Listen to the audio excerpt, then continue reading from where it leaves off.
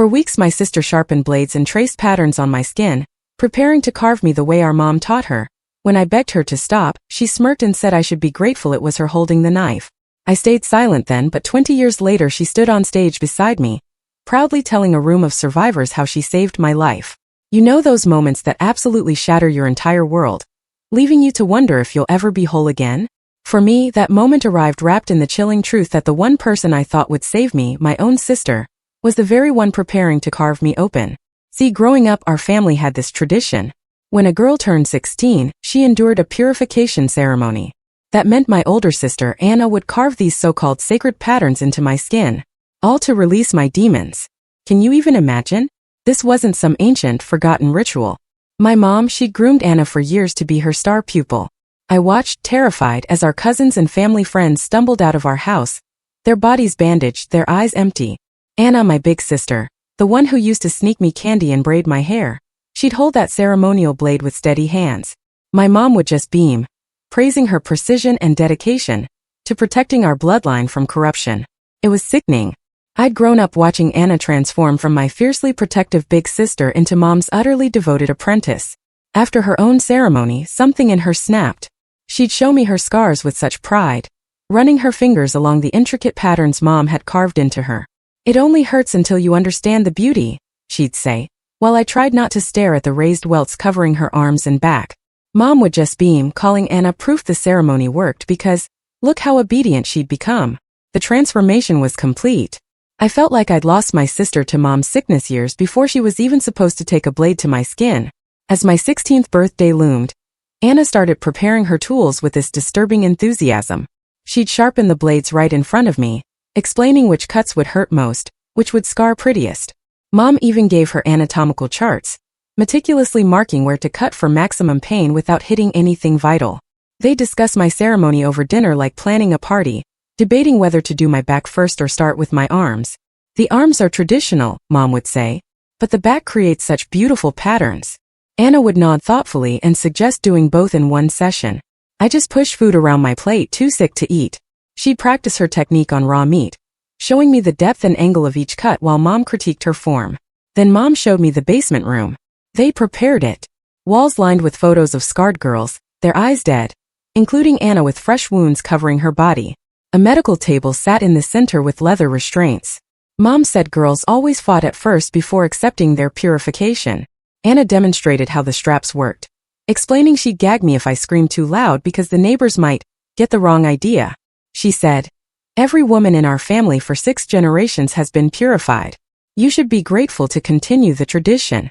I stared at the bloodstains on that table, stains no amount of cleaning could remove, and I knew I had to run. But Mom had new locks everywhere, and Anna watched me constantly, even sleeping on a cot in my room. The night before my birthday, Anna woke me at midnight. "Time for spiritual preparation," she whispered. She led me to the basement where Mom was already lighting candles around the table, their flames casting dancing shadows on the walls of those scarred girls. The ceremonial blades were laid out in order of size and sharpness, each one gleaming. Mom had me lie down while Anna tested the restraints one final time, making sure I couldn't move even an inch. "We'll let you meditate on your transformation until sunrise," Mom said, tightening the straps until they cut into my skin. "Then Anna will begin your purification." They left me alone, strapped to that table, listening to my own frantic heartbeat, trying not to think about morning. Hours passed in darkness, broken only by candlelight flickering off the blades arranged beside me like surgical instruments. Just before dawn, the basement door opened. Footsteps descended. I tensed, bracing for the first cut. But instead, I felt the restraints suddenly loosen. "Get up," Anna whispered urgently, pulling me off the table with shaking hands. "We're leaving right now." I stared at her, utterly stunned as she shoved clothes at me. "I can't do this to you," she choked out, tears streaming down her scarred face. "I've been planning this for weeks. I have money saved in bags packed upstairs." She dragged me up the stairs where 2 bags sat ready by the door. She explained, "I had to pretend to be excited, or Mom would have brought in cousin Rachel to do it instead. She's even worse than Mom." We reached the front door and Anna slowly, agonizingly, turned the deadbolt, wincing at every click. "Going somewhere?" Mom stood at the top of the stairs in her ceremonial robes, holding the largest blade. Her face was eerily calm as she descended each step with deliberate slowness. "Anna, I'm so disappointed after everything I taught you. Anna pushed me behind her, her whole body trembling. I won't let you hurt her like you hurt me, she said, her voice shaking but full of fierce determination. Mom laughed softly, a sound that made my skin crawl. Hurt you? I saved you from the demons. But clearly the lesson didn't stick. Mom reached the bottom of the stairs, and then two figures emerged from the living room shadows. Our cousins Rachel and Stella, both covered in ceremonial scars fresher than Anna's, moved to block the back exit. Did you really think I didn't know? Mom said, her voice laced with venom. I've been watching you cry yourself to sleep for weeks, seeing you flinch every time we discuss the ceremony. That's why I invited backup. She stepped closer as the cousins moved in from both sides. Since you're too weak to perform the ceremony, your cousins will do it instead. And they won't be as gentle as you plan to be. Rachel especially enjoys when they scream. Anna gripped my hand tighter as the cousins grabbed her arms, their scarred fingers digging in. Mom advanced on me, blade raised. Strip her and strap her down, she commanded.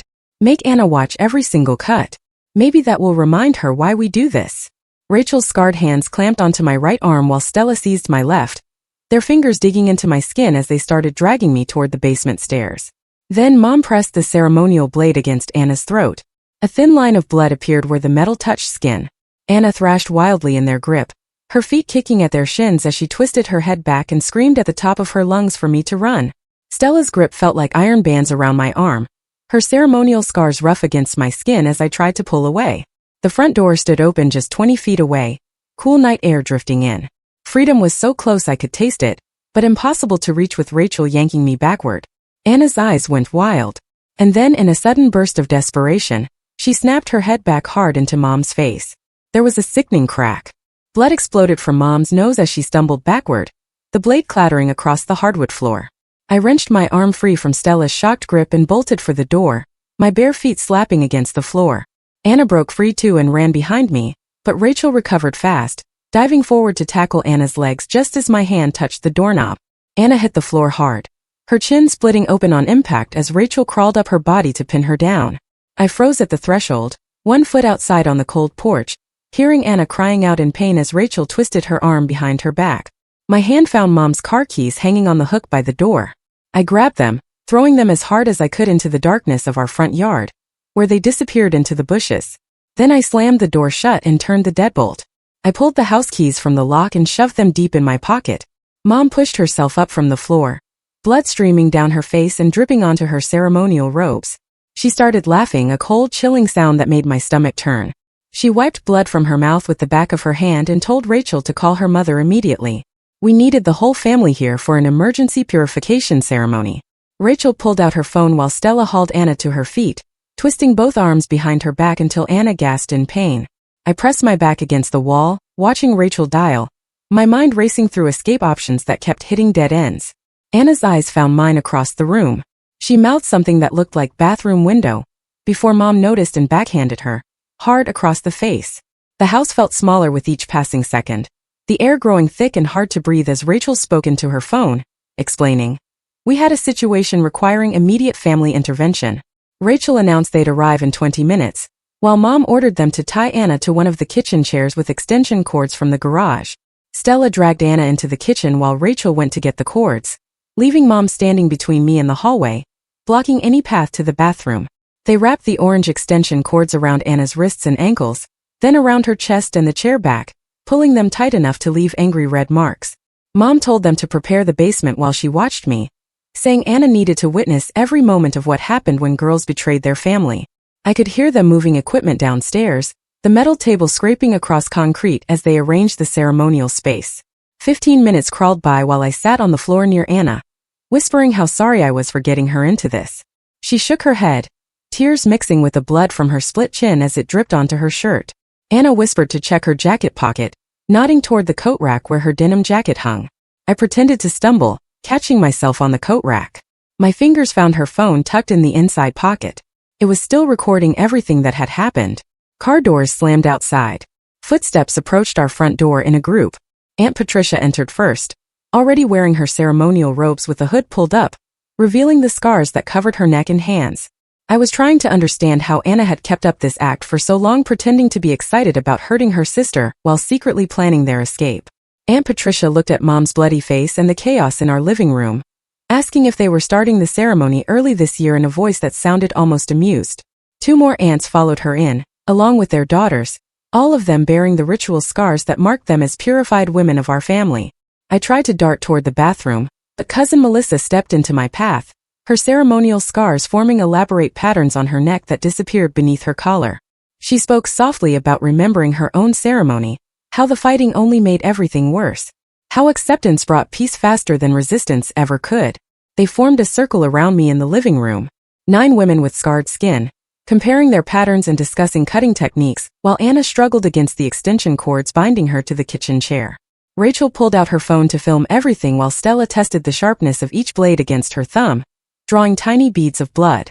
The women started removing their shirts to show me their full scarred bodies, each pattern more complex than the last, covering backs and stomachs and thighs in raised white lines. Mom's Aunt Patricia ran her fingers along her own scars while explaining which ones hurt worst, pointing to deep marks near her ribs that still ache 30 years later. I tried to scream, but the gag turned it into muffled whimpers as they laid out plastic sheets on the living room floor, discussing whether to start with my arms or back first. Anna kept fighting against the cords in the kitchen, the chair legs scraping against the floor as she tried to get to me, tears streaming down her face. Mom pulled out her phone to call more family members, telling them to hurry because they were starting early, that the girls had tried to run. Within 20 minutes, 3 more cars pulled up outside, and cousins I'd only met at holidays walked in carrying medical supplies and more restraints. They formed an assembly line, passing supplies while Mom organized everything on the coffee table like surgical instruments. Someone turned on loud music, probably to cover any screams, while Stella started cutting my shirt off with scissors, the cold metal against my skin making me shake. That's when we heard them. Sirens. Distant at first but getting louder. Mom's face went white as she looked out the window. Police cars surrounded our house, officers in tactical gear moving toward every entrance, their weapons drawn. The front door exploded inward as officers flooded in, shouting commands. The women scattered in every direction, trying to escape through windows and back doors. Mom dropped a blade and raised her hands, but kept staring at me with this cold fury, like I'd betrayed everything sacred. They cuffed all 9 women while paramedics rushed to untie Anna and remove my gag, checking us for injuries. Ms. Wells from Child Protective Services arrived within minutes, wrapping us both in blankets and leading us to her car while Mom screamed about religious persecution from the back of a police cruiser. Ms. Wells drove us to an emergency foster placement with a woman named Mrs. Garcia, who'd taken in abuse victims before. Her small house was warm and safe with locks that actually worked. Anna couldn't stop shaking for hours, even after Mrs. Garcia made us hot chocolate and gave us clean clothes that didn't smell like our old house. The first few weeks blurred together with police interviews, medical exams documenting Anna's scars, and meetings with prosecutors building their case. Mrs. Garcia never pushed us to talk, but always had food ready and let us sleep with all the lights on when nightmares woke us. She taught us normal things like how to make pancakes on Saturday mornings, and that families could watch movies together without anyone getting hurt. Anna would flinch every time Mrs. Garcia tried to hug her, her body tensing like she expected pain instead of comfort. 8 weeks into our placement, Mrs. Garcia's phone started ringing constantly with unknown numbers. They turned out to be extended family members we'd never even met. They called her a kidnapper, and said Mom was a loving mother who only wanted to preserve tradition, that we were lying about everything.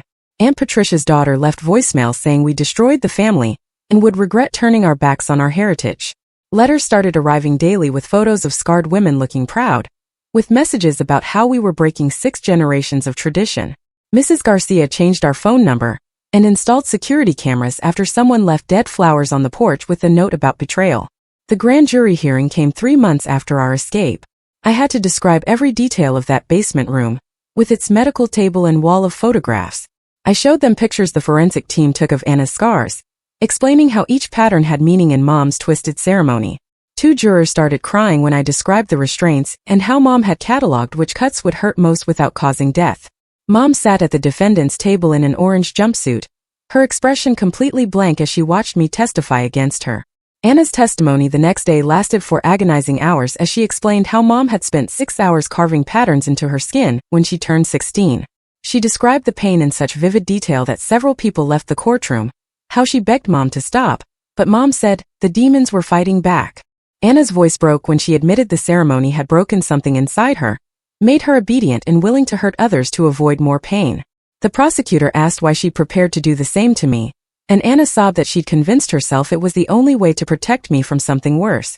2 weeks after the testimony, someone posted Mrs. Garcia's address online, and protesters started showing up with signs about religious freedom and government overreach. They chanted about traditional values being under attack, while police officers had to escort us to and from school. Mrs. Garcia kept the curtains closed and installed stronger locks while protesters camped on the sidewalk, taking pictures of our house.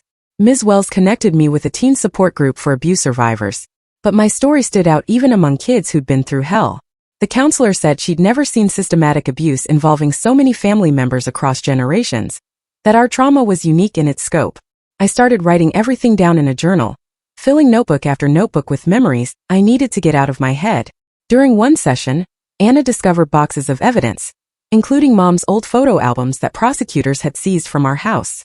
The albums went back to the 1890s, showing generation after generation of scarred women posing in white dresses that showed their wounds.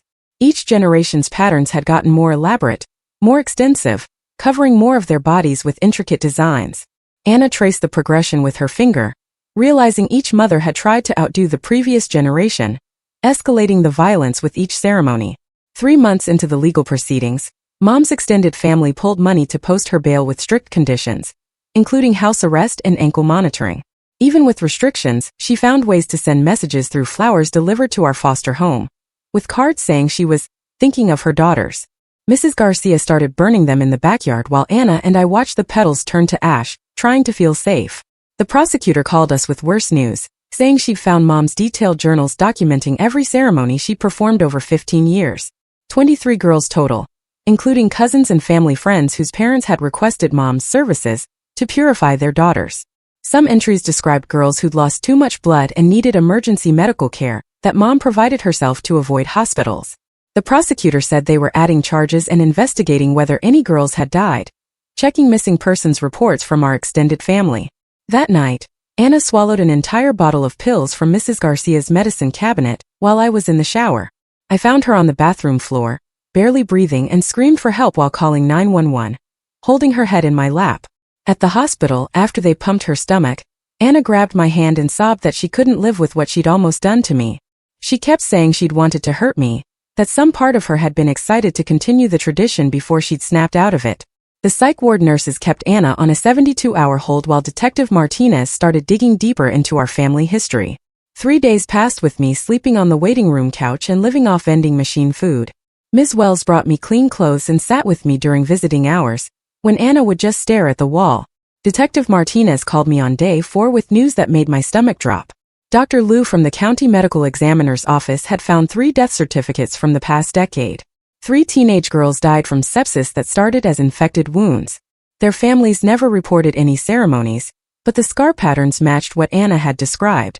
The detective said the FBI was taking over since this crossed state lines now. 2 weeks later, federal agents filled our living room with boxes of evidence they'd collected from similar cases. They found ceremonies happening in Oregon and Washington and California, with the exact same blade patterns and restraint marks. Agent Thompson showed me photos of scarred women from 12 different families, all connected through some old church Mom's grandmother had belonged to. Anna got moved to a special psychiatric facility where trauma specialists worked with ceremony survivors. Her therapist called me after the first week to say Anna was making progress, understanding she'd been brainwashed since childhood. Her saving me proved the real Anna was still in there, fighting against what Mom had done to her. I visited every day and watched her slowly come back to herself through group therapy and medication. One morning I remembered Mom mentioning her storage unit where she kept family heirlooms. Detective Martinez got a warrant, and they found boxes of ceremonial blades dating back 6 generations. There were photo albums full of scarred girls looking dead inside, and 30 hours of video Mom had recorded. The video showed her performing ceremonies on at least 20 girls over 15 years. Some of them were my cousins who I thought had just moved away. The prosecutor said it was the most evidence she'd ever seen in a child abuse case. Ms. Wells helped me file paperwork for legal emancipation since I was still only 15.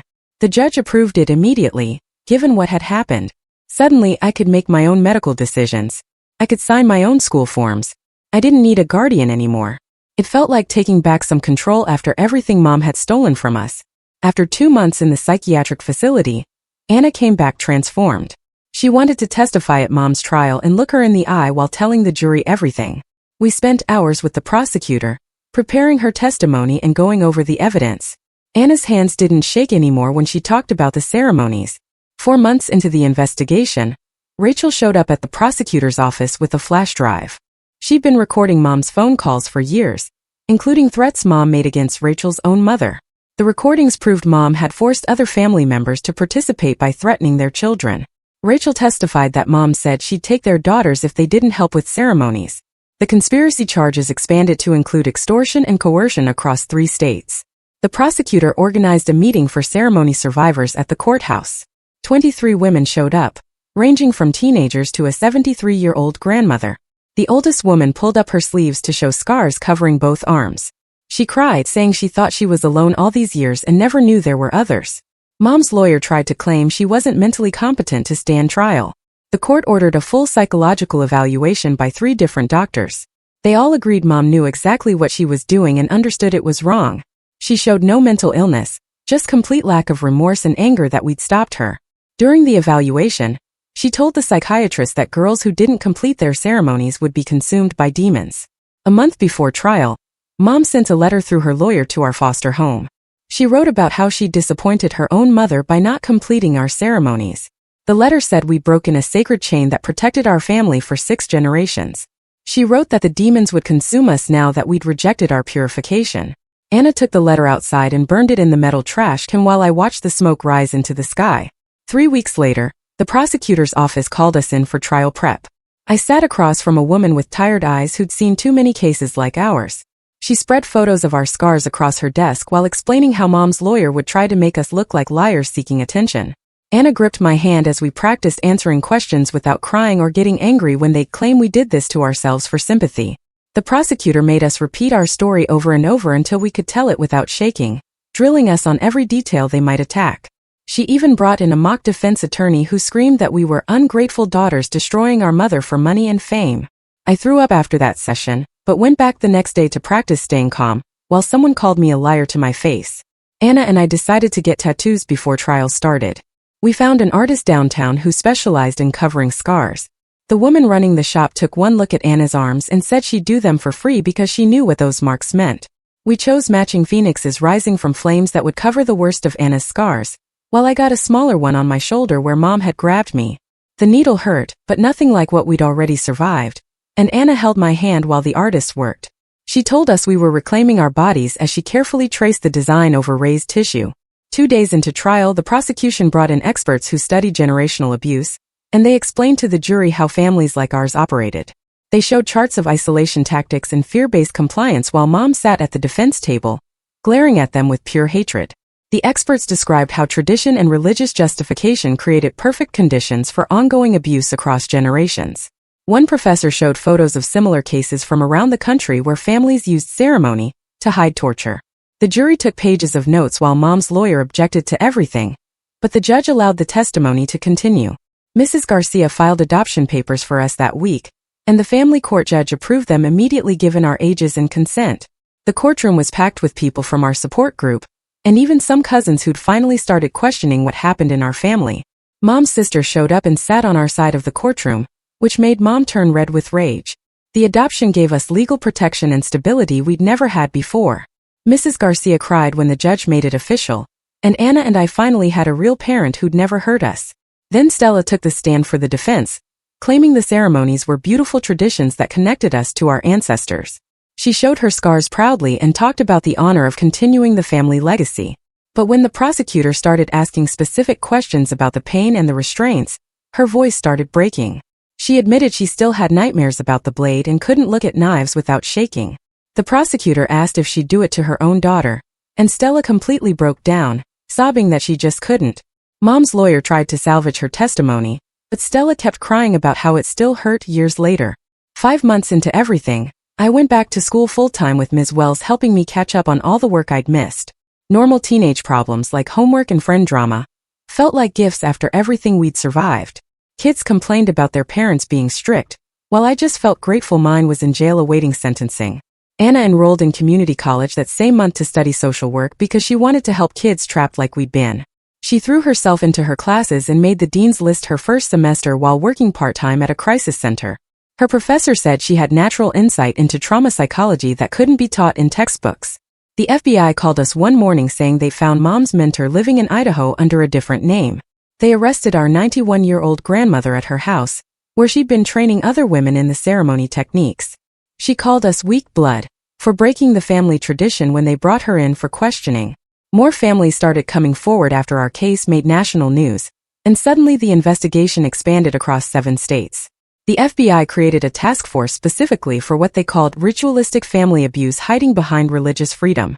Our case became the centerpiece that gave other victims courage to speak up about their own ceremonies. We gave depositions for cases in Oregon, Montana, and Utah, where similar families had been operating for generations. The prosecutor said we'd helped uncover one of the largest child abuse rings in the country. Anna and I drove to our old house near the end of the trial when the bank had already foreclosed and put it up for sale. We stood in that basement where everything would have happened. Anna found a sledgehammer in the garage. She destroyed that table with pure rage, splintering it into pieces while I watched her reclaim her power. We left the wreckage there for whoever bought the place to clean up. The basement looked smaller than I remembered, and the blood stains on the floor had faded, but not disappeared. 3 weeks later, the prosecutor called to say they'd set a trial date, and that 37 other women had come forward after seeing the news coverage. The trial would last 3 weeks, with each victim getting time to tell their story. The media was already camping outside the courthouse. They assigned us victim advocates who basically acted like bodyguards to keep reporters away, and helped us navigate the court system. Mom fired her public defender the day before jury selection, and announced she would represent herself because God had told her what to say. The judge spent 20 minutes explaining courtroom rules, while Mom kept interrupting to quote Bible verses about honoring family traditions and respecting elders. She wore her ceremonial robes to court every day, and the judge had to keep telling her to dress appropriately, but she claimed religious persecution. Anna got a call from Rachel asking to meet at a coffee shop downtown. I waited in the car while they talked for 2 hours.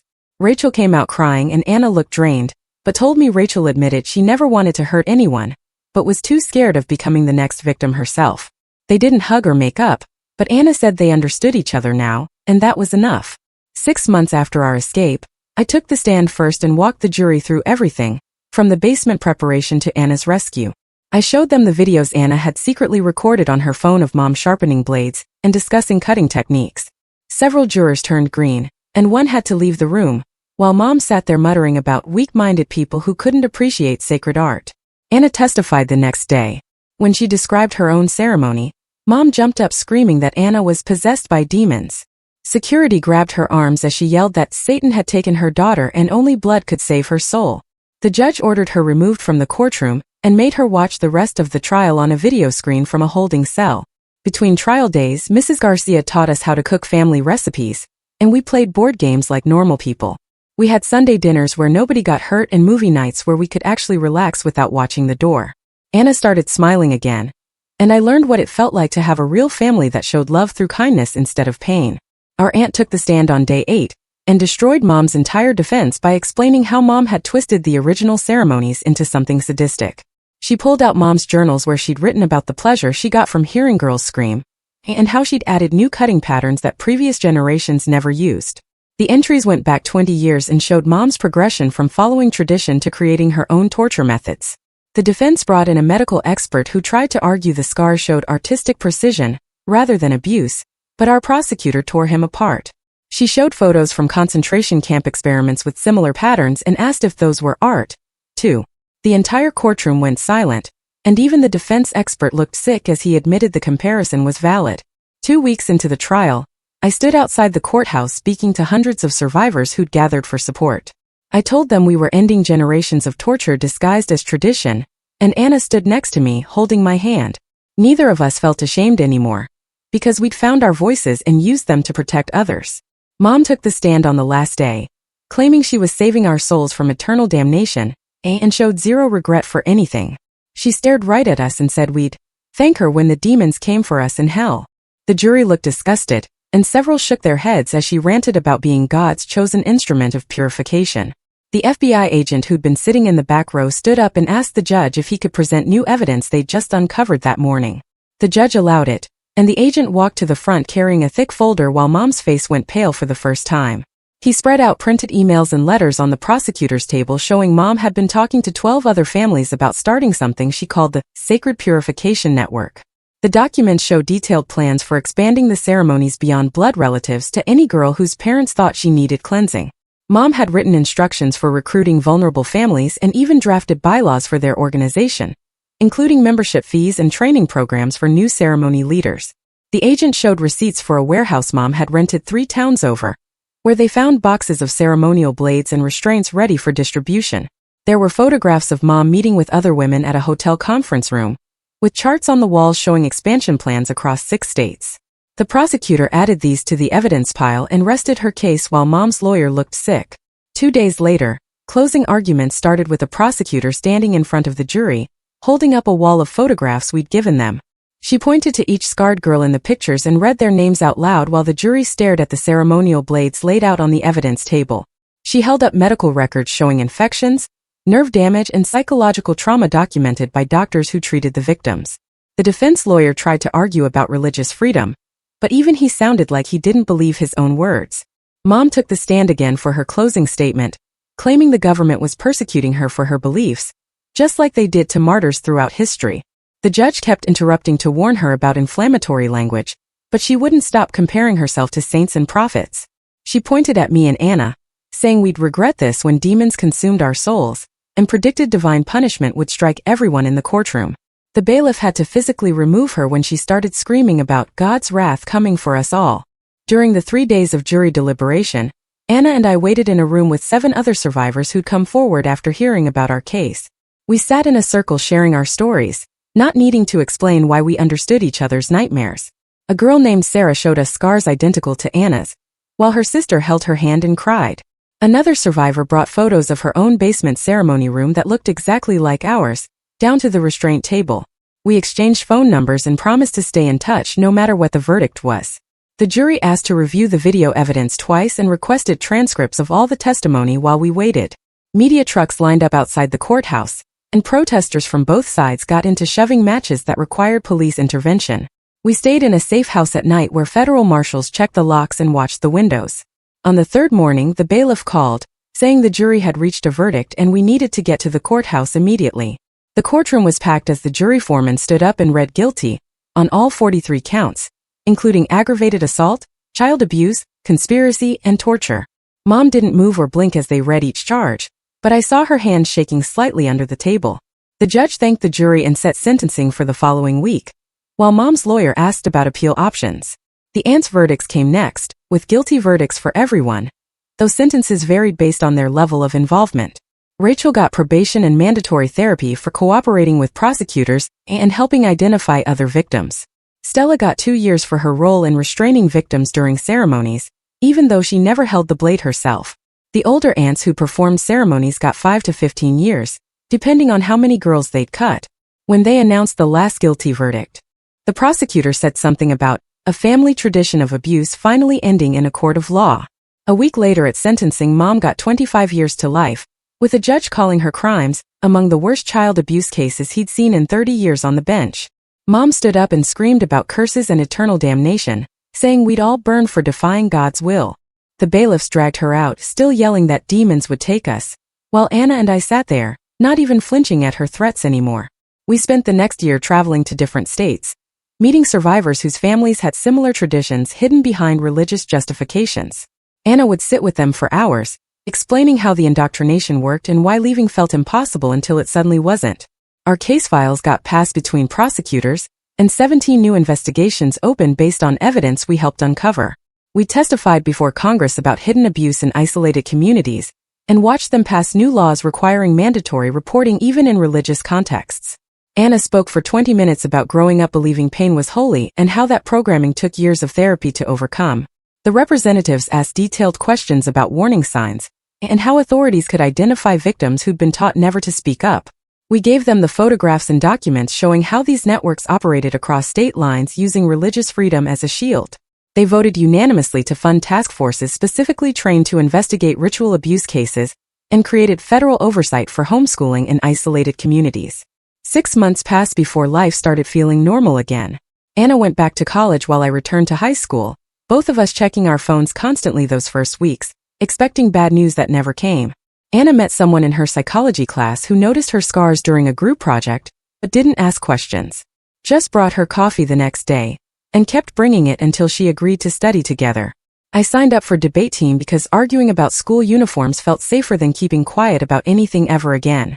2 months later, Mrs. Garcia called us to her office with a box of photos she'd gotten from evidence. After the trial ended, she suggested we do something to mark our freedom from Mom's traditions. Maybe burn the pictures of all those scarred girls who'd suffered before us. We gathered 12 other survivors from the network they'd uncovered, meeting in Mrs. Garcia's backyard where she'd set up a fire pit. Each woman took turns dropping photos into the flames while sharing one thing they were reclaiming from their past.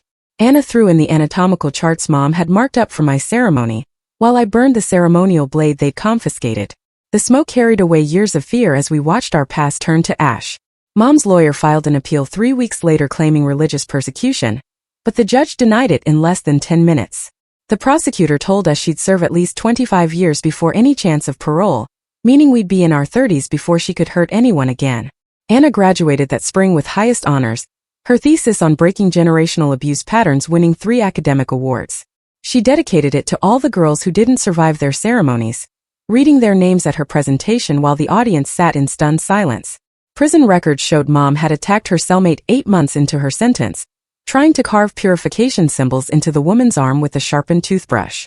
They moved her to solitary confinement where guards reported she spent hours chanting the same prayers she'd said over Anna's bleeding body. The federal investigation wrapped up after 18 months with 147 arrests across 9 states. Our case became the example they used in training materials for identifying ritual abuse, hidden behind religious freedom claims. Congress passed new oversight laws they actually named after us. Though hearing Maya and Anna's law on the news still felt surreal, I graduated as valedictorian 2 years after the trial. My speech focusing on finding your voice after being taught silence was holy. Anna sat between Mrs. Garcia and her boyfriend in the front row, all 3 of them crying when I talked about sisters who save each other. We used the Victim Compensation Fund to start a foundation the next year, opening safe houses in 3 states within 12 months. Donations came from survivors across the country who'd seen our story and wanted to help others escape.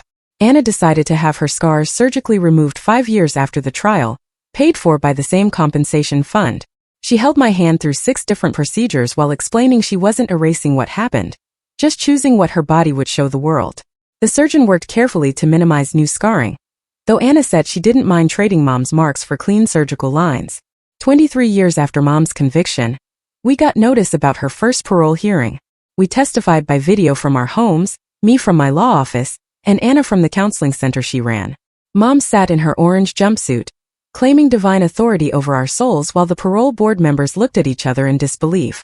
They denied her in less than 5 minutes, the chairman saying she showed no remorse or rehabilitation. The prosecutor told us afterward she'd probably die in prison given her age and behavior. We hung up the video call and went back to our lives, the ones we'd built from the ashes of everything she'd tried to burn into us. The news about Mom's followers came in pieces over the next year. Grandmother got arrested for helping hide evidence and told reporters from her cell that Mom had twisted everything their family stood for. The other aunts who'd performed ceremonies started turning themselves in to avoid worse charges. Even the cousins who'd been most devoted began posting online about how they'd been brainwashed. The whole network fell apart once people saw the photos from the trials and realized what they'd been doing to children. Anna threw herself into studying cult psychology and started working with a nonprofit that helped families escape religious abuse. She'd sit at her desk surrounded by case files, her scars barely visible now under long sleeves, calling parents whose kids were in danger. Within 3 years, she'd helped pull 47 kids out of situations like ours. I went to law school and focused on prosecuting ritual abuse cases. My first case involved 2 sisters whose uncle was carving symbols into them for purification. The older one reminded me so much of Anna that I had to leave the courtroom to cry. We got them both into foster care, and their uncle got 20 years. Rachel reached out after she'd been through therapy and asked if she could help. She worked with Anna now, teaching social workers how to spot the signs we'd all missed for so long. Stella did the same after getting clean from the drugs she'd used to numb what Mom had done to her. Every Mother's Day, we'd drive to Mrs. Garcia's house with flowers and homemade food. She'd hug us tight and never mention the scars she could feel through our clothes.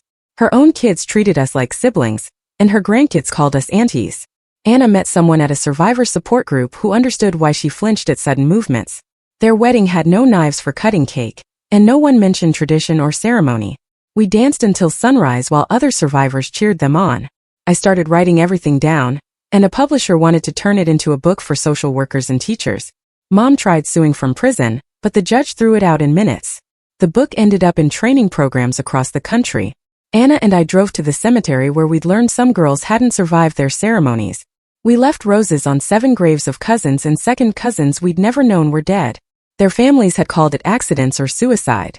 But we knew better now. Anna got pregnant 5 years after her wedding and called me sobbing when she found out it was a girl. She held that baby like she was made of glass, whispering promises that she'd never know pain as love. Her daughter grew up thinking scars were just something some people had, like freckles or birthmarks.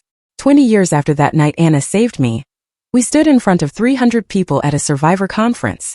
The banner behind us read, "Breaking the Chain." Every person in that room had escaped something like what we'd survived. Anna took the microphone first and said, "We turned our worst nightmare into our life's work." I looked at all those faces looking back at us with hope and understanding. The basement that had haunted us for decades had become the foundation for saving others, and the chain of violence that had lasted 6 generations finally ended with us.